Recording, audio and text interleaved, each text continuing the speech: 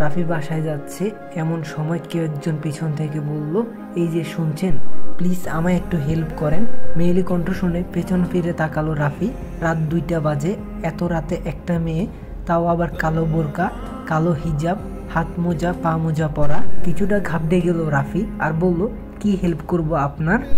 আর এত রাতে রাস্তায় একটা মেয়ে মানুষ, কি করছেন? মেয়েটি তখন বলল, আমি অনেক বিপদে পড়েছি, প্লিজ কোথাও আজকে রাতটা থাকার ব্যবস্থা করে দেন। মেয়েটি কথাটা বলে কান্না করতে লাগলো। রাফি তখন বলল, প্লিজ কান্না থামান, মানুষ দেখলে বাজে ভাববে। এত রাতে একটা ছেলের কাছে হেল্প চাচ্ছেন, আজব মেয়ে আপনি। মেয়েটি তখন বলল, বিপদে পড়লে মানুষ আজবই হয়ে যায়। রাফি তখন বলল, আজব হন আর যাই হন, আমি আপনাকে কোথায় থাকার ব্যবস্থা করে দিব বলেন। মেয়েটি তখন বলল, আজকে রাতটা আপনার বাসায় থাকা যাবে? বিশ্বাস করেন সকালে চলে যাব। রাফি তখন বলল, এই মেয়ে, তোমার কমন সেন্স নেই? এত রাতে মেয়ে নিয়ে বাসায় গেলে আব্বু আম্মু আমায় কি বলবে, ওনারা কি ভাববে, এটা বুঝতে পারছো? মেয়েটি তখন বলল, আমায় কোনোভাবে হেল্প করা যায় না? রাফি তখন বলল, হেল্প করতেছেন? এত রাতে বাসা থেকে বের হয়েছেন কেন? ঠিকানা কোথায় আপনার? বাসার ঠিকানা দেন, আমি আপনাকে বাসায় পৌঁছে দিই।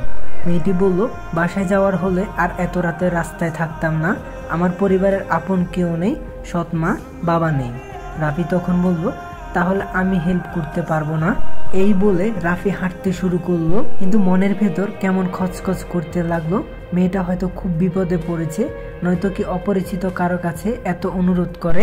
এখন তো রাস্তায় বখাটেদের অভাব হবে না, যদি মেয়েটার কিছু হয়, এইসব ভেবে আবার পেছনে হাঁটতে লাগলো। আপনারা যারা এই গল্পটার পরের পার্টটা দেখতে চান, তাহলে তারা MS cartoon story unlimited YouTube চ্যানেলে চলে যাবেন, ওইখানে এই গল্পটা দেওয়া আছে, ওইখান থেকে দেখে নিতে পারেন। তো সবাই ইউটিউব চ্যানেলে চলে যাবেন, চ্যানেলটি সাবস্ক্রাইব করে দিবেন। তো চলুন গল্পে ফিরে যাই। আরে মেয়েটা তো এখানেই ছিল, কই গেল? আশেপাশে খুঁজতে লাগলো, তখনই দেখতে পেলাম মেয়েটা একটা দেয়ালের আড়ালে বসে আছে। তখন আমি বললাম, এই যে শুনছেন। আচমকা কারো ডাক শুনে মেয়েটা একটু ভয় পেল, আর দেখে আবার সেই ছেলেটা। মেয়েটি তখন বলল, আপনি আবার এসেছেন কেন? রাফি তখন বলল, আপনাকে নিতে আসলাম, ইচ্ছে হলে আমার সাথে চলেন, রাতটা থেকে সকালে চলে আসবেন। মেয়েটা কেঁদে চলছে। রাফি তখন বলল, প্লিজ কান্না থামান, চলেন আমার সাথে। মেয়েটি তখন বলল, বিশ্বাস করেন আমার মনে কোনো কুমতলব নেই, আমি সকালেই চলে আসব। রাফি তখন বলল, আমি কি বলেছি আপনার মনে কুমতলব আছে? তারপর তারা দুজন হাঁটতে শুরু করলো। একটু যেতে না যেতেই মেয়েটি বলল, আমার ব্যাগটা একটু আপনার হাতে নিবেন। রাফি বলল, কেন? আজব মেয়ে তো আপনি, আপনার ব্যাগটা নেবেন আমাকে দিয়ে? মেয়েটি তখন বলল, এভাবে বলছেন কেন? থাক, লাগবে না। রাফি তখন বলল, হয়েছে, দেন আমার কাছে। মেয়েটি তখন ব্যাগটি দিল, আর রাফি বলল, ওরে বাবা, এত ওজন ব্যাগ কেন? আপনি কি বাসা থেকে পালিয়ে এসেছেন? মেয়েটি তখন মাথা নিচু করে বলল, রাফি তখন বলল, কেন পালিয়েছেন? সেই কখন থেকে কেঁদে যাচ্ছেন, প্লিজ কান্না থামান। মেয়েটি তখন বলল, আমার মতো বিপদে থাকলে আপনিও কান্না করতেন। আমার সৎ মা আমার বিয়ে ঠিক করেছে একজন বুড়ো মানুষের সাথে, ওনার 4টা বাচ্চা আছে, বউ আছে 2টা। পালিয়ে না আসলে ওই বুড়ো মানুষটার সাথে বিয়ে হয়ে যেত। রাফি তখন বলল, পালিয়ে আসলেন, থাকবেন কোথায় সেটা ভাবেননি? আত্মীয় স্বজন কেউ আছে এখানে?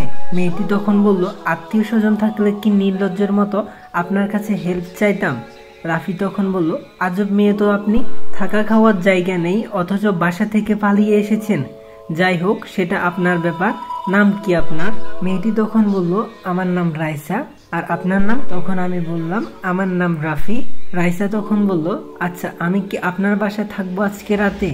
রাফি তখন বলল, বাসায় না তো জঙ্গলে থাকবেন, আমায় বিশ্বাস না হলে রাস্তা মাপেন। রাইসা তখন বলল, বিশ্বাস না হলে কি হেল্প চাইতাম? আপনার বাবা মা যদি কিছু বলে? তখন আমি বললাম, বাবা মা এখন মনে হয় ঘুমিয়ে গেছে, যেভাবে হোক ম্যানেজ করব, আপনার ভাবতে হবে না। ঠিক তখনই হঠাৎ করে বলে উঠল, আমি আর হাঁটতে পারছি না, হাত পা অবশ হয়ে যাচ্ছে, গাড়ি রাখলে ভালো হতো। রাফি তখন বলল, বাসার সামনে এসে গাড়ি খুঁজছেন? রাইসা তখন বলল, মানে? রাফি তখন বলল, মানে আপনি এখন আমার বাসার সামনে দাঁড়িয়ে আছেন, আপনি একটু আড়ালে দাঁড়ান, আমি দেখে আসি আম্মু আব্বু ঘুমিয়েছে কিনা। রাইসা তখন বলল, আচ্ছা ঠিক আছে। তারপর আমি বাসার ভিতরে ঢুকলাম, বাবা মা ঘুমিয়ে গেছে, যাক, আল্লাহর রহমত করছে। বাইরে এসে রাইসাকে বললাম, এই আসেন, আস্তে আস্তে পা টিপে টিপে হাঁটবেন, কোনো শব্দ যেন না হয়।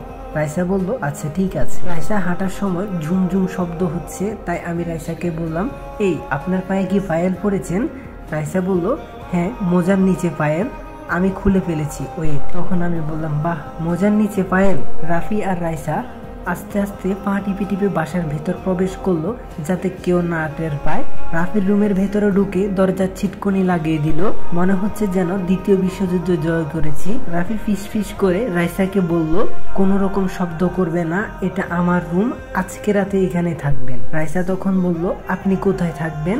রাফি বলল আমি কোথায় থাকবো মানে আমিও রুমে থাকবো, আপনি খাটে ঘুমাবেন আর আমি সোফায়। হাজার হোক আপনি আমার অতিথি, যদিও অপ্রত্যাশিত অতিথি বলতে পারেন, অতিথির আপ্যায়ন না করলে আল্লাহ আমায় পাপ দিবে। রাইসা তখন বলল না না আপনি খাটে ঘুমান, আমি সোফায় ঘুমাবো, এমনিতে আপনাকে অনেক বিরক্ত করেছি। তখন আমি বললাম বিরক্ত করেননি, ঝামেলায় জড়িয়েছেন, মা বাবা টের পেলে কি হবে সেটাই আল্লাহ জানে। আচ্ছা আপনি সেই কখন থেকে কেঁদেই যাচ্ছেন, প্লিজ কান্না থামান। রাইসা তখন বলল তখন আমি বললাম কি আপনি মনে হয় অনেক ক্লান্ত, আপনি কি পর্দা করেন? পর্দা করলে বোরকা হিজাব এসব চেঞ্জ করার দরকার নেই। রাইসা বলল না চেঞ্জ করব, অনেক ক্লান্ত লাগছে। তখন আমি বললাম আচ্ছা আপনি ওয়াশরুমে গিয়ে ফ্রেশ হয়ে আসেন, আমি খুব ক্লান্ত লাগছে, আমি সোফায় শুয়ে পড়ছি, আপনি খাটে শুয়ে পড়েন ফ্রেশ হয়ে। রাইসা তখন বলল আর শুনেন, সকালে দরজা কেউ নক করলে দরজা খুলবেন না, দরজা নক করলে আপনি ওয়াশরুমে চলে যাবেন আর আপনার ব্যাগটাও খাটের নিচে রাখেন। রাইসা তখন বলল আচ্ছা ঠিক আছে, কোনো মেয়েলি জিনিসপত্র ভুলেও রাখবেন না, সব ব্যাগ গুছিয়ে রাখেন, কালকে সকালে চলে যাবেন, কিন্তু দেখতেই তো পারছেন কত রিস্ক। রাইসা তখন বলল চলে যাব। তারপর রাইসা ওয়াশরুমে ফ্রেশ হতে চলে গেল, রাফি সোফায় শুয়ে পড়লো।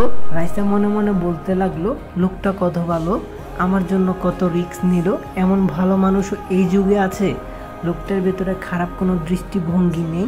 এইসব ভাবতে ভাবতে ব্যাগ থেকে জামা কাপড় বের করে বোরকা হিজাব হাত মোজা সব খুলে ব্যাগের ভেতরে রেখে ওয়াশরুমে চলে গেল। ওয়াশরুমে ঢুকে তাড়াহুড়ো করে ফ্রেশ হয়ে নিল, খুব ক্ষুধা পেয়েছে, কালকে দুপুরে ভাত খেয়েছে, এখন পর্যন্ত এক ফোঁটা পানিও মুখে দেয়নি, আবার খুব কান্না পাচ্ছে, চিৎকার দিয়ে কান্না করতে ইচ্ছে করছে, কান্না করলে বুকের ভেতরটা হালকা হতো। আর এমনটা হবে রাইসা কখনো ভাবতে পারেনি, আজকের রাতটা কখনো হয়তো ভুলতে পারবে না, বুকের ভেতর দাগ কেটে থাকবে। এদিকে আমাকে সকালেই চলে যেতে হবে, কিন্তু কোথায় যাব? আমার জন্য তো দুনিয়ার সব দরজা বন্ধ, মাথার ভেতর প্রচন্ড পেন হচ্ছে, ক্ষুধার জ্বালাও সহ্য হচ্ছে না, এখন কি লোকটাকে ডাকা ঠিক হবে? অনেক বিরক্ত করেছি ওনাকে। খাটের উপর বসে রইল, ব্যাগেও খাওয়ার কিছু নেই, লোকটা মাত্রই ঘুমালো, খুব ক্লান্ত বোধহয় উনি, এখন ওনাকে ডাকলে কিরকম রিয়েক্ট করবে কে জানে। যেই রকম রিয়েক্ট করুক না কেন, বিপদে পড়লে সব রকম সব কিছু সহ্য করতে হয়। বিপদটা নিজের ভুলের কারণে হয়েছে, তাই সব পরিস্থিতি নিজেরই ফেস করতে হবে।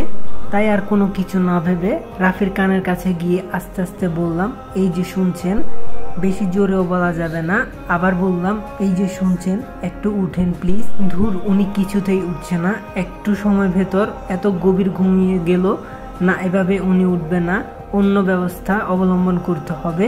তাই রাফির পায়ের কাছে গিয়ে পায়ের তলায় সুড়সুড়ি দিল, সাথে সাথে রাফি লাফিয়ে উঠে পড়লো। এই কে কে? রাইসা তখন বলল চুপ, আমি রাইসা।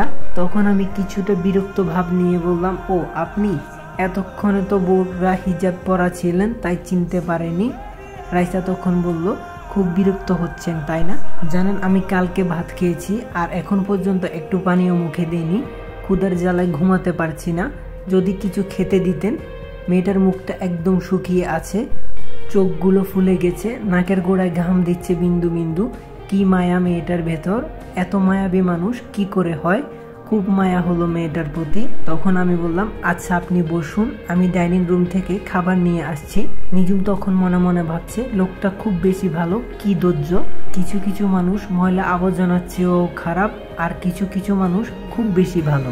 রাইসা এসব ভাবছে, তখন আমি বললাম কি ভাবছেন এত? মনে হচ্ছে ভাবতে ভাবতে কবি বা সাহিত্যিক কিছু একটা হয়ে যাবেন।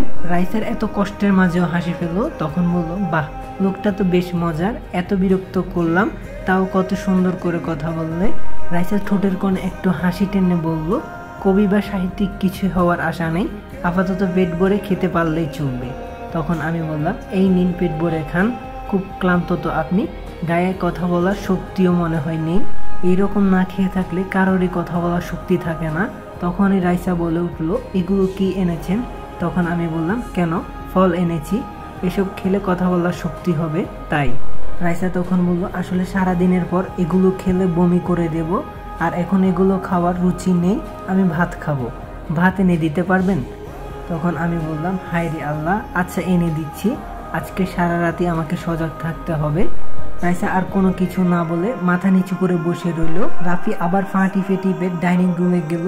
কি যে বিপদে পড়লাম, ধূপ, মেয়েটা এমন অসহায়ভাবে বলে, ফিরিয়েও দিতে পারি না। তারপর সেখান থেকে খাবারগুলো নিয়ে আবার গেলাম। রাইসাকে বললাম, এই যে নিন পোলাও আর মাংস। রাইসা তখন বলল, আমি তো এগুলোও খেতে পারবো না, পোলাওতে তো অনেক তেল, আর মাংস খেতে পারবো না, আমার অ্যালার্জি প্রবলেম আছে, সারাদিন পর এত তৈলাক্ত পোলাও খেলে আমি বমি করে দেব, আর একবার যদি বমি শুরু হয় সারাদিনও থামবে না, আপনার ফ্লোর ভূমিতে ভেসে যাবে, তার চেয়ে ভালো আমি ফলই খাবো।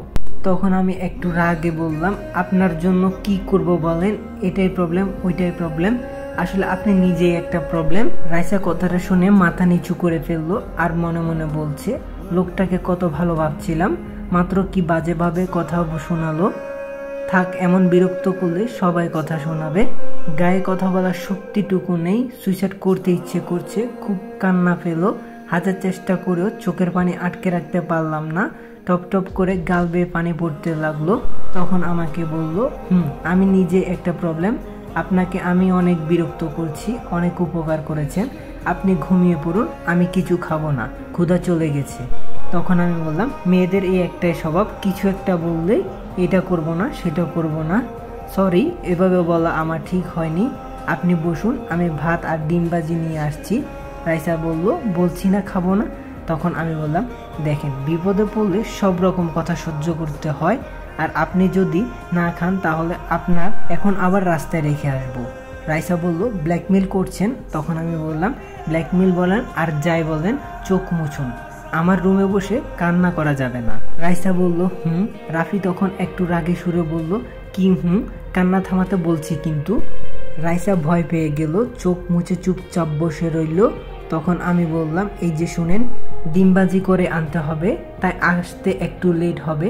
দরজার বাইরে আমি ছিটকনি লাগিয়ে গেলাম, ডিম আর ভাতে তো কোনো প্রবলেম নেই। রাইসা তখন বলল, না, রাফি মনে মনে খুব বিরক্ত হচ্ছে, মেয়েটার সামনে তেমন বিরক্ত ভাব প্রকাশ করলো না, বাসা থেকে পালিয়ে আসে, অথচ কোথায় যাবে, কোথায় খাবে কিছুই জানে না, যত সব।